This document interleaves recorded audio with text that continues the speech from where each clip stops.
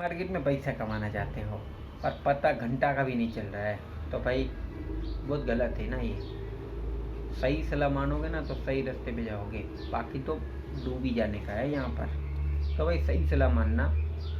Share market में पैसा लगाने के लिए क्या करना पड़ता है तुमको ना, सबसे पहले तो डीमेट अकाउंट ओपन करना है। अब डीमेट अकाउंट क्या होता है कि भाई वो तुम्हें प्ले स्टोर में मिलेगा। यहाँ पर अलग अलग जात के ब्रोकर्स होते हैं जो अपने अलग अलग चार्जेस रखते हैं। सबसे अगर लोवेस्ट चार्ज लगते हैं तो है डिस्काउंट ब्रोकर, और एक होता है फुल सर्विस ब्रोकर जो कि कोटक सिक्योरिटीज़ और HDFC स्काई जैसे बैंक जैसे होते हैं। ये फुल सर्विस ब्रोकर है, लेकिन इन्होंने भी अपना जो चार्जेस है वो अभी डिस्काउंट ब्रोकर की तरह कर दिया है, यानी कि हमारे लिए ये सेफेस्ट रह सकते हैं।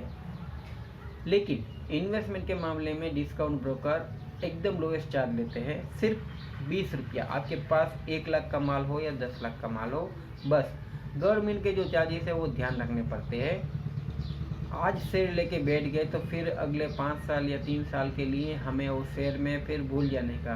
कितना रिटर्न मिलेगा ये तो बात की बात है, लेकिन सबसे पहले तो चार्जेस कैलकुलेटर करना पड़ता है। तो भाई यहाँ तक तो हो गया, समझ आ गया। थोड़ी कॉम्प्लिकेटेड भाषा है, ले ध्यान रखिएगा। तुम्हारे पास पैसा है, इन्वेस्टमेंट करना चाहते हो तो क्या करना, सबसे पहले तो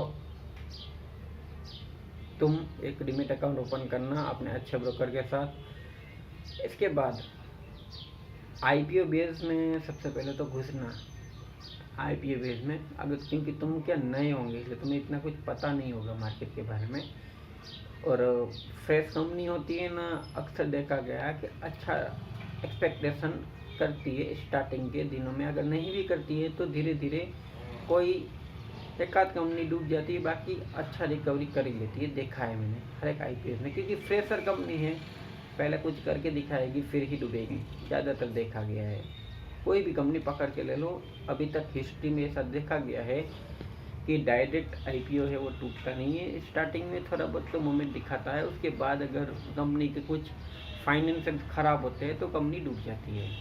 हर एक कंपनी नहीं डूबती, 100 में से 20-30% के आसपास आप एक आंकड़ा पकड़ के देख लो।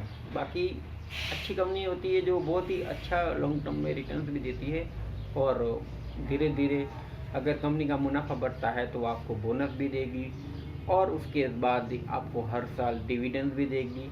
इसीलिए इन्वेस्टमेंट में ये सब फायदा होता है, जो कि म्यूचुअल फंड और FD में नहीं होता है। बस यहाँ पर क्या होता है, स्टॉक्स आप अगर रोज देखते हो ना तो यहाँ पर आपका मेल नहीं करेगा। आपको बैंक FD की तरह ही इसमें देखना पड़ेगा कि भाई साल में 7% है तो यहाँ पर साल का कितना होता है, ये कैलकुलेशन होता है।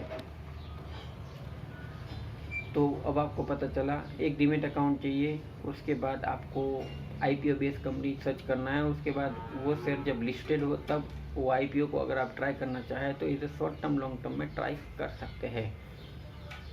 बाकी बहुत सारी पुरानी कंपनीज भी है, लेकिन मुझे ऐसा लगता है कि भाई मोदी जी है वो यहाँ पर अभी कुछ डाउटफुल में नहीं है, और नए स्टार्टअप के ऊपर बहुत अच्छा काम कर रहा है। और आपने देखा होगा कि नई कंपनी होती है वो अच्छा परफॉर्मेंस दिखा रही है। तो ये बस थिंकिंग है। अगर इसके आगे अगर घुसना चाहोगे ना तो यहाँ पर पैसा कम और रिस्क ज़्यादा हो जाएगा। ये रिस्क कम था, अब रिस्क ज़्यादा आएगा, जो मैं आपको नेक्स्ट वीडियो में बताऊंगा। इस वीडियो में बस इतना ही।